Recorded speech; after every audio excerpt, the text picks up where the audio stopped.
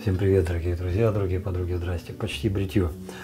Оно не будет длинным, есть ряд вопросов, но все-таки это чуть длиннее, чем хотелось бы, потому что если было бы короче, я мог бы в обычном видео обо всем этом упомянуть, но лучше делать это отдельно. Первый вопрос. Его задал Никита Тимошенко. Он на том видео, которое что осталось со станков СССР, ссылка сейчас где-то здесь появится, спросил: Викторович, а что вот это за станок? Говорит, очень прям, говорит, древний такой, аж прям хочется. Ну, я его помню как не Россельмаш, а, вот не посмотрел сейчас название. Ну, короче, как жилетовцы сняли свою лицензию, как она у них кончилась, ну и так все страны пошли лепить станки.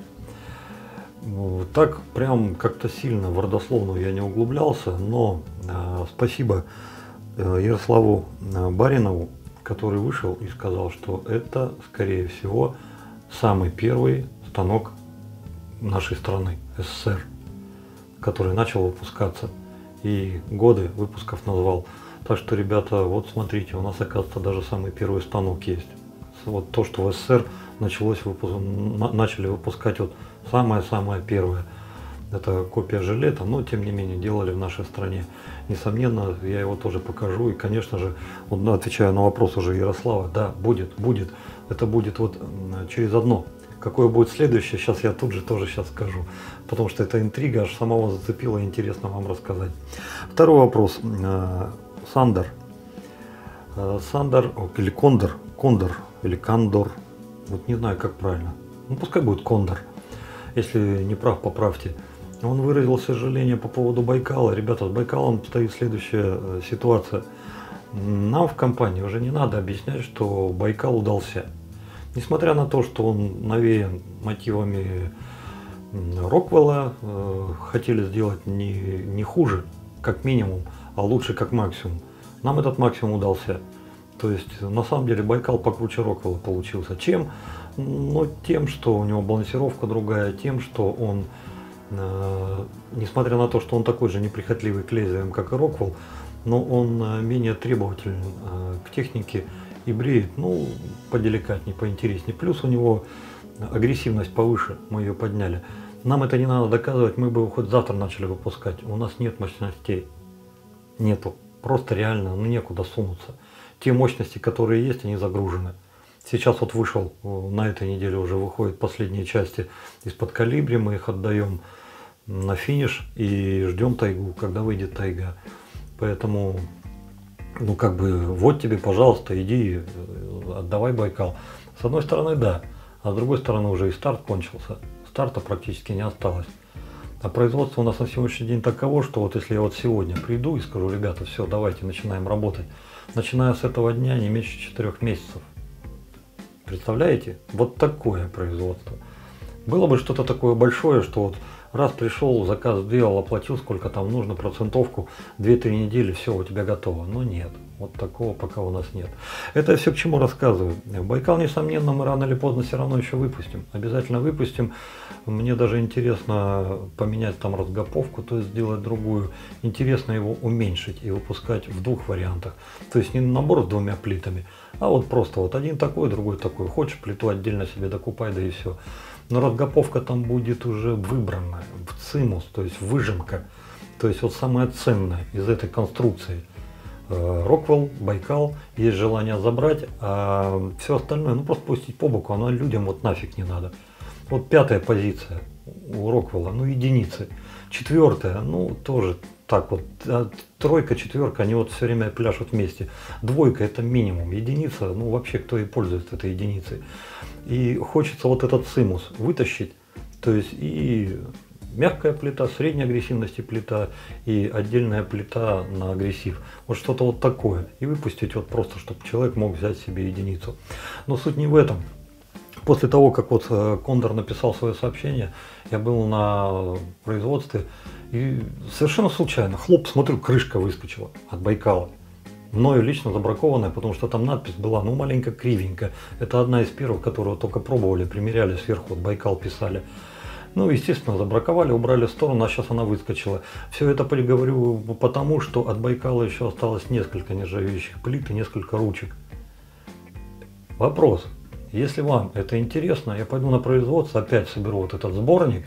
Ну, практически как было вот последний раз, помните, там вот алюминий с нержавейкой был скомплектован, здесь по-другому. Здесь он полностью нержавый получится, но крышка косячная. Ну, как косячная, логотип там маленечко, но мне не нравится, как он сделан. То ли неровно, то ли кривенько, ну что-то типа такого. Если вам это интересно, я пойду его отмою, соберу, и вот на одном из следующих видео просто каждый желающий сможет как-то поучаствовать. Вот кто победит, тот и заберет. Вот. Потому что на производстве он все равно будет лежать. А тут крышка появилась. По сути, еще один станок. Если он вам нужен, я принесу и на канале, естественно, его разыграем. Еще один вопрос.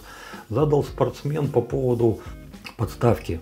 Подставки красивой, бомбезной, феерической, охренительной подставки. Я на эту подставку слюни сам давно уже пускал и облизывался на нее не раз.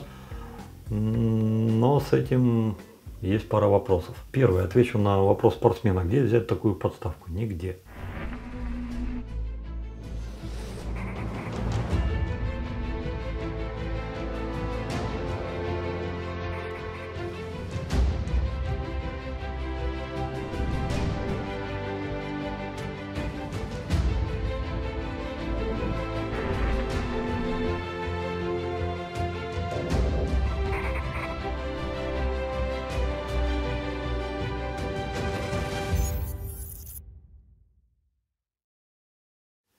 Эта подставка производилась американской компанией RAF Shaving, и компания, один человек, выпускал станки, ребята, ну просто бомбические.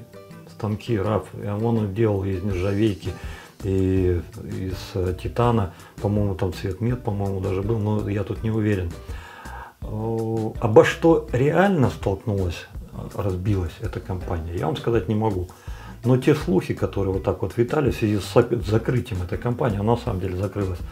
Это, если коротко сказать, то так. Станки были не дешевые. Они реально стоили хорошо денег. И как только компания начала производить эти станки, очень большая волна была: фу, да ты чё, да такие бабки, там, да нафиг, давай дешевле, да ты чё, сдурел, дарам-дарам. Ну, нам всем это знакомо. И вам знакомо, вы это говорили, мне это знакомо, я это слышал. Закончилось все тривиально просто. Человек не то чтобы психанул, сказал: да и нахрен надо, вам не надо, и мне не надо, и прекратил производство. После этого произошло очень интересное поведенческое обстоятельство со стороны людей. Все хором стали кричать: давай еще, ты что, не надо, не закрывай, станки во. Человек не вернулся. Как я понимаю, у него есть чем в жизни заниматься, это было хобби, он хотел сделать красоту, сделал, люди зафукали, что дорого, а он нафиг, и ешьте сами с волосами, и ушел. И вот сейчас получается, что те станки, которые он все-таки успел выпустить, люди этими станками уже меряются. Я успел взять этот, я успел взять тот. Мне нравится этот, я фанатею от этого. То есть эти станки уже стали как неким эталоном, мерилом и поинтом, чекпоинт. То есть вот если какие-то станки сравнивают, то к нему в том числе идет с отзывом. То есть вот по сравнению вот этот, по сравнению с этим, вот так. И люди уже понимают, о чем идет речь.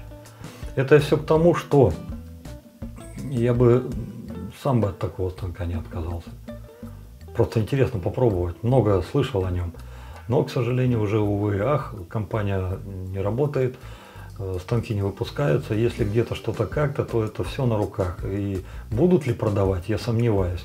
Потому что станки на самом деле были дорогие, как и подставки. И люди их брали уже состоятельно, они понимали, что и для чего они берут. Поэтому вот такую подставку не возьмешь.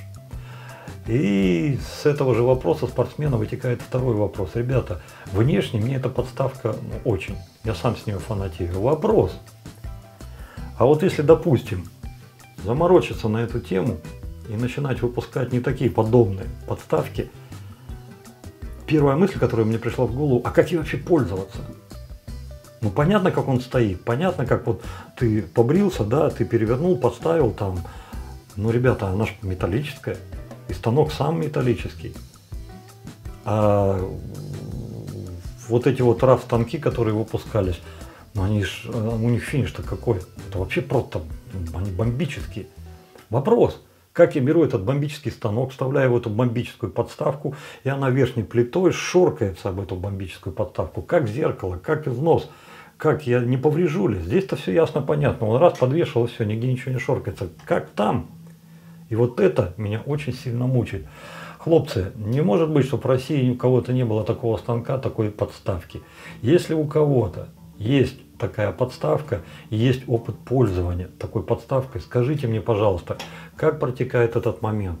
Вот есть у вас подставка, да, вы вставляете, но станок-то не подвешивается, он будет верхней плитой шоркаться, а внутренность подставки. И к чему это приведет? И приводит ли вообще?